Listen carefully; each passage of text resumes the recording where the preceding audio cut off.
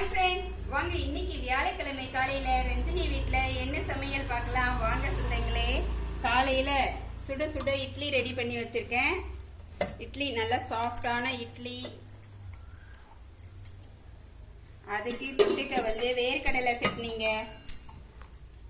வேர்க்கடலை night clean பண்ணி வச்சிருந்தேன் இல்லைங்களா லைவ்ல, அதுதான் வேர்க்கடலை சட்னி. மிக்ஸ் பண்ணவே இல்லை, அதான் இப்போ தான் பண்ணுறேன். தாளித்து அப்படியே வச்சுருந்தேன் அரைச்சி.